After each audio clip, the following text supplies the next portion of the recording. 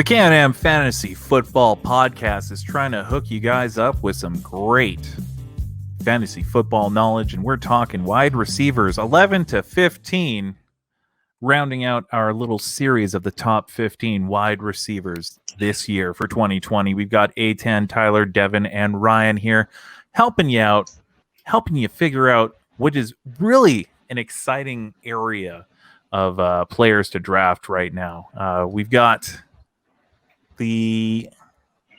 let's see here. Well, you know, sometimes when you click on things and it's live, it doesn't work.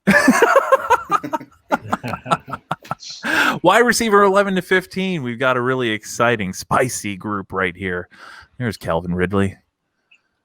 But first, we're going to talk about Kenny Golladay, who we currently got as the channel's consensus 11th wide receiver off the board. Now, despite the return of Marvin Jones, I still believe that Kenny Golladay can have an amazing 2020.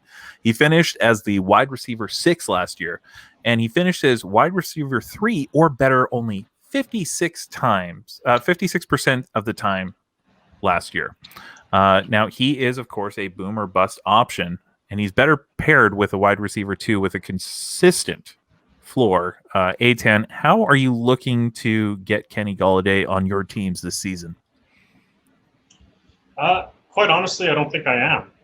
I think that where his ECR is a little higher than I'm wanting to pay. So unless this guy drops quite a bit, I don't think I will see a lot of shares in him. I think that team had a lot of injuries last year. They were missing Melvin Gordon. They were missing, I keep saying that. Marvin Jones. That's twice now I've done that. They were missing Marvin Jones. They were missing Hawkinson for a bit, and they were missing their running back there, Kerryon Johnson, and he was the only target they possibly had. So he ate a lot because that was the only option that was there. I think once everyone's there and healthy, you see a little bit of regression. Yeah, there we go. Yeah, I guess that's my new name, eh? And for the rest of the show, yeah. Yeah, I don't think he's like. I think his ECR right now is at least wide receiver wise is somewhere around 7, is it not? Yes, it is. Yeah. Yeah, so that's too high in my opinion. I mean, I'm going for a lot of guys before I do go for him. But if I do get him, I'm not going to be sad. I'm not going to be sitting there sulking. I think he's a great player, and if he falls a couple spots, I'll have no problem drafting him. You're bringing up kind of an interesting conversation then, because when I think of Golladay, I'm not necessarily thinking of drafting him in the 11th spot either. And it's interesting because this is our consensus ranking for this channel. Tyler, are you the high man on Kenny Golladay or what? You're muted again.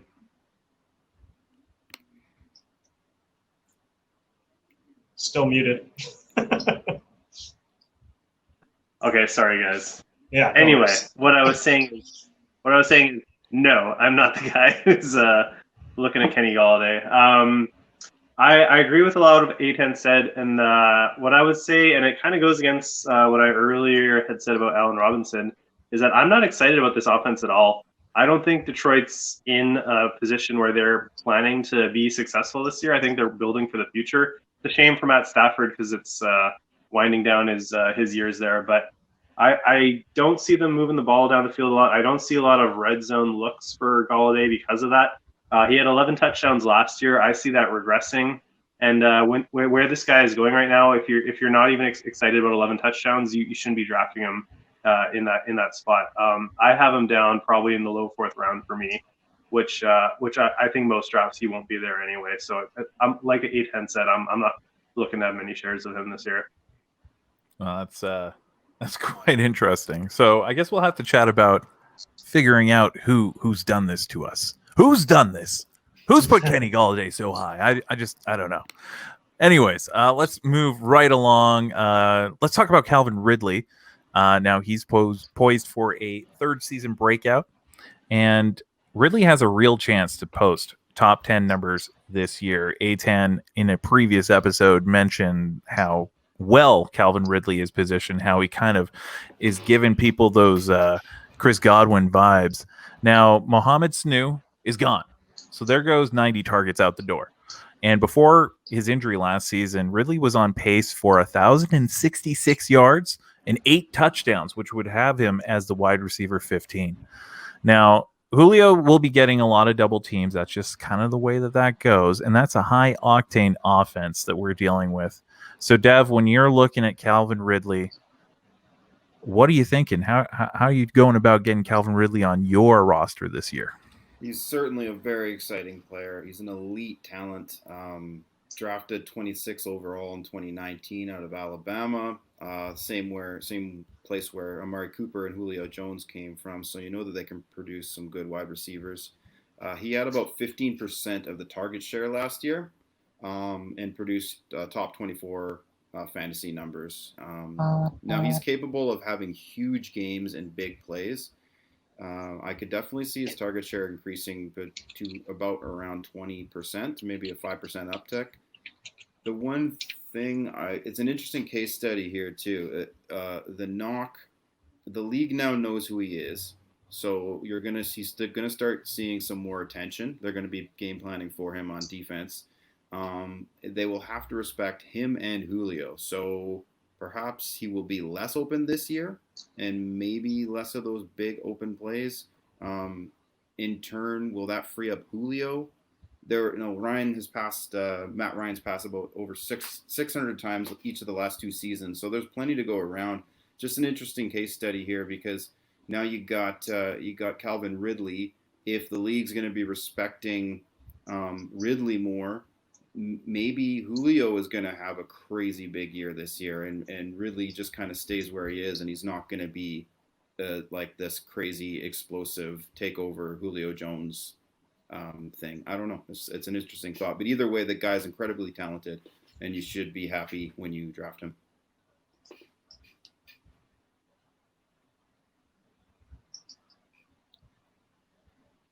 Can't hear you. Yeah, we can't hear you, Ron. You're muted. Whoa, check. Oh, there we go. Yeah, you're back. Yeah. So I wasn't muted. I unplugged myself. Oh, there you I'm go. really... Okay. Let me just quickly jump in on the Ridley chat, because I think all of us are quite high on him, and we're all quite excited about him. When I watch this guy, I see a lot of Amari Cooper in him. He's probably top 5 in the NFL at route running. Amari Cooper is, and Ridley's just as good as him, in my opinion. He's very, very good at getting separation. He's very quick at his cuts, and he can get himself quite a bit. Of yardage of separation between him and his corners. So I think there's a lot of opportunity for him to flourish, and I think he's this year's Godwin. I think he could easily finish in the top 5 by the end of the year. Yeah. So in other words, you're not going to be drafting him in any league that you're drafting with one of us. Well, there's no way. It depends. You have to jump up pretty high to get him. Yeah, and you know what? I'm also excited about that, because it means you guys are passing on talent you shouldn't be if you're jumping too high. So I'm okay with missing out on him if you're dropping the wrong players to him. So I will say that I would love to get this guy on my team, and we'll see how everything unfolds. Yeah, imagine getting Calvin Ridley with like just plum dumb luck or something. That'd be pretty crazy. If you now can we're grab this talking guy about in the 4th. Anyway, sorry, go ahead. Ooh, that would be beautiful. Yeah. What about that case study though? Like could this be an even bigger year for Julio instead? I do like that take. I like that take. Yeah. Mm-hmm. Absolutely. And I think one thing we've mentioned about Atlanta quite a few times throughout these shows is every single starter on their offense is a first-round draft pick. Every single guy is a proven guy in the NFL. So, well, I mean, like actual NFL draft, not fantasy. I totally get you. Yeah, totally. Yeah. Sorry. NFL draft is what I'm talking about. So this offense, I'm expecting to take off, and I think Ridley's gonna be a huge part of it. So just adding to what these guys said, I'm also very excited about. That's beautiful. I totally dig that. And why don't we keep you unmuted, because we're going to talk about another offense that has 2 amazing wide receivers. Let's talk about Robert Woods. Now, despite a ridiculously low TD total last year, Robert Woods has remained one of the most consistent wide receivers in the NFL. Now, he is finished as wide receiver 3 or better, just shy of 70% of his career. Now, if he hits positive TD regression, we could be looking at a top 12 finish for 2020 for Robert Woods, and that obviously is going to make Tyler happy, isn't it?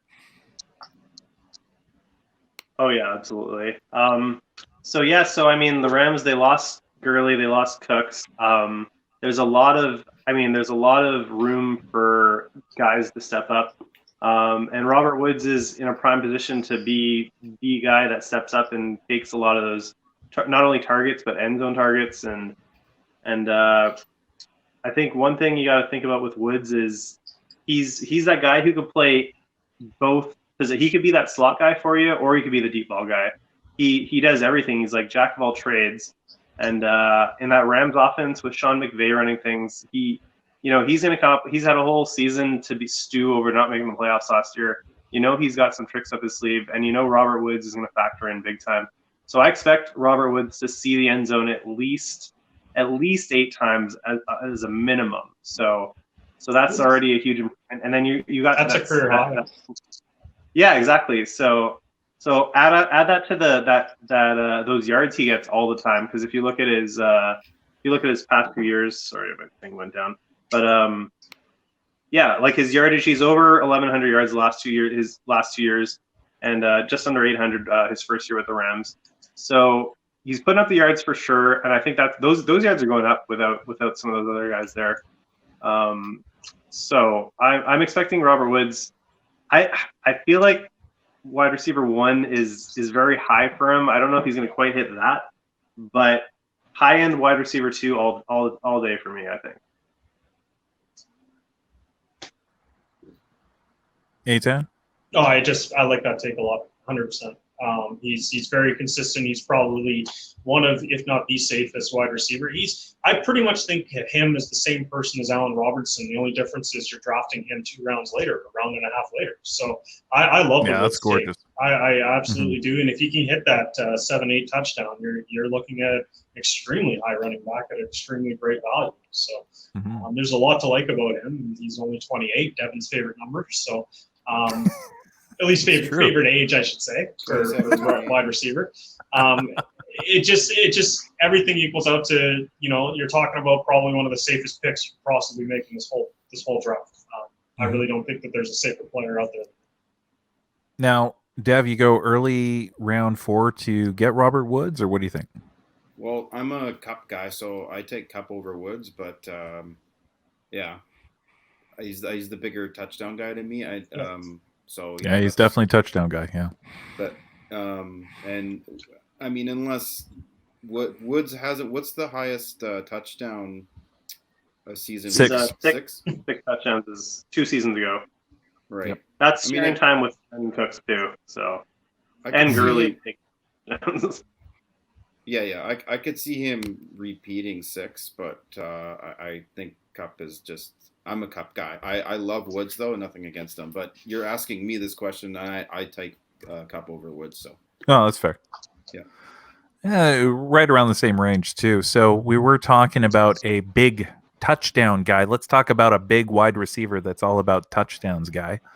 That's AJ Brown. Now, despite being installed as a full-time player, only after week 9 and seeing just 84 targets, AJ Brown finished as the number 21 wide receiver in his rookie season.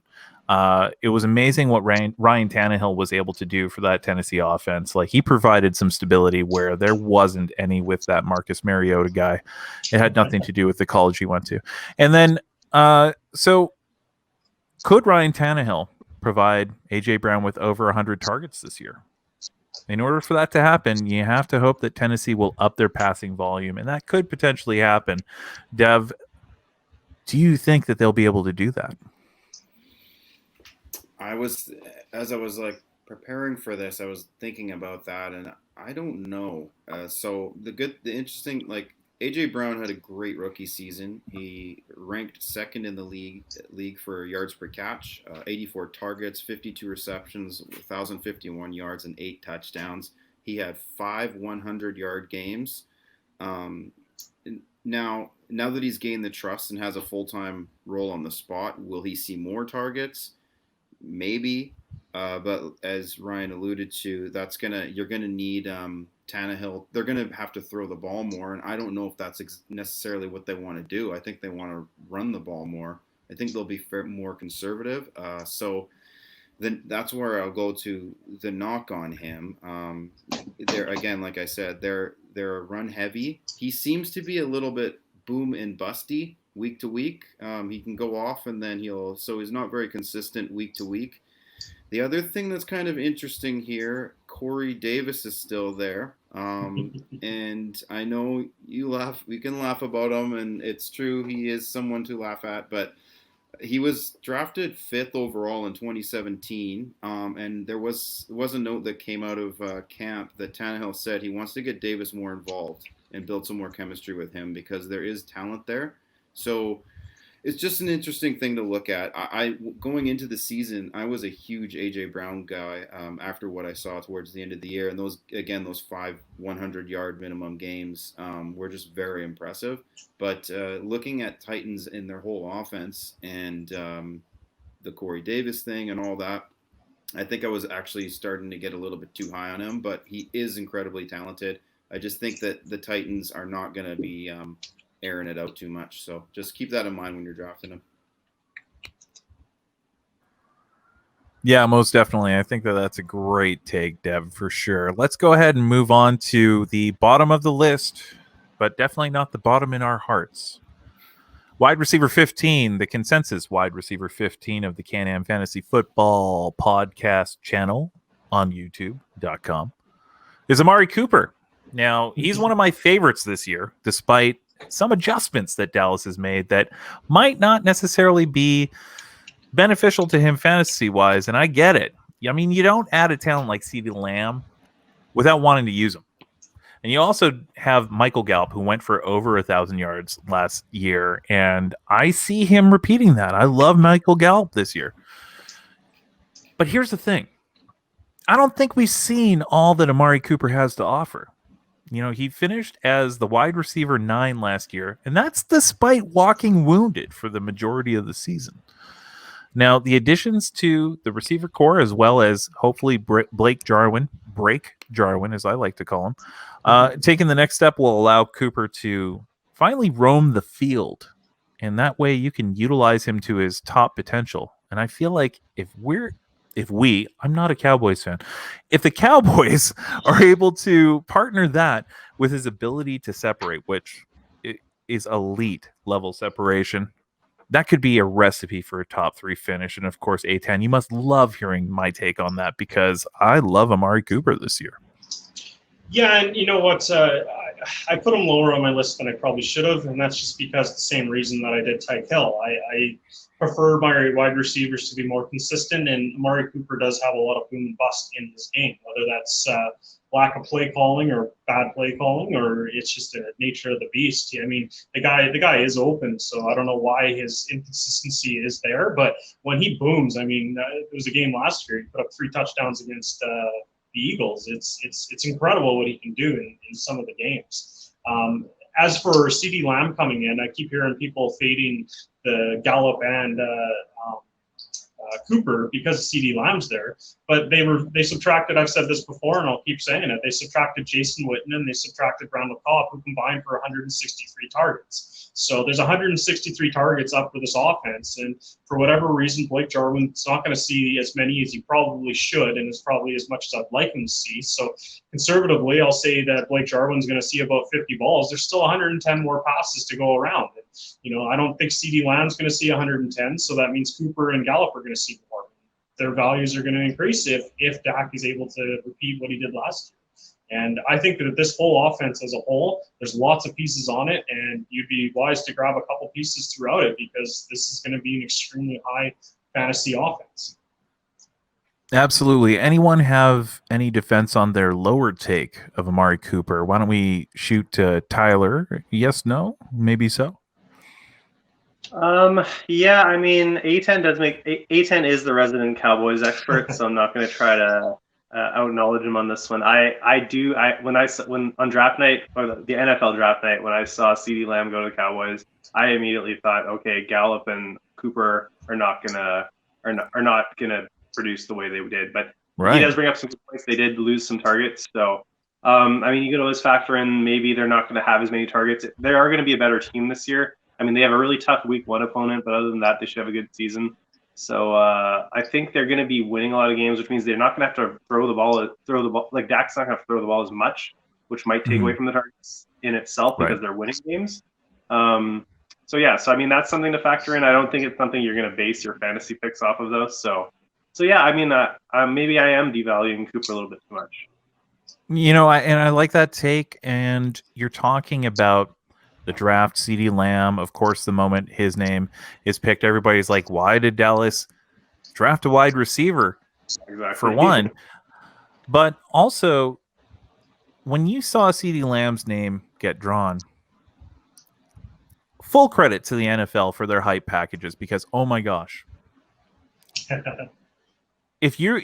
they made you completely forget just how good Amari Cooper and Michael Gallup are. Because, like, you saw CeeDee Lamb getting drafted. I know for myself, because of all the hype around the draft and whatnot, they do such a great job of getting you invested, getting you excited for those new players that are, you know, the new shiny toy. That you're just like, oh, they must all be screwed. And that's not necessarily the case. Yeah, we like going into the NFL draft, we're thinking, oh, CeeDee Lamb's going to end up somewhere like the Jets or somewhere that doesn't have a lot of wide receiver talent. And he's going to be Philly.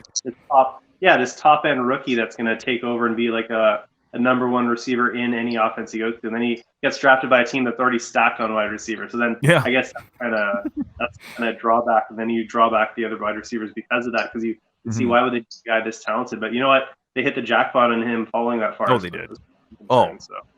Absolutely. Not only that, but you're taking CeeDee Lamb away from a divisional opponent. Like, that is 4D chess right there. So, like, I don't necessarily want to give you guys too much credit, but that was a bold and awesome move. I loved it. You know what? It was revenge for when the Eagles traded up to get the pick right before the Cowboys and drafted Dallas Goedert. So I think the Cowboys, there was a little. I honestly think there was a little bit of revenge in this pick.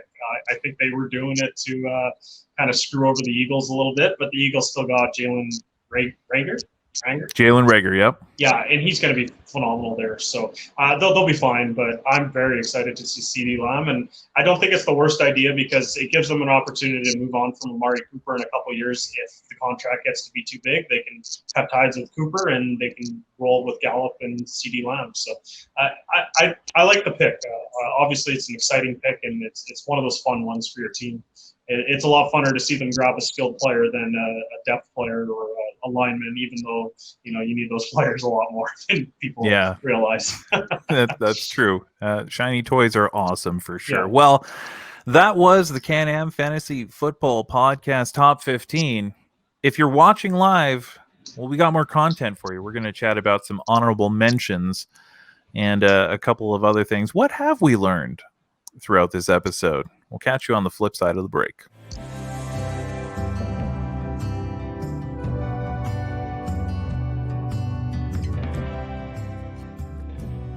Join us in our drive for 500 subscribers, and you could win a signed Amari Cooper jersey.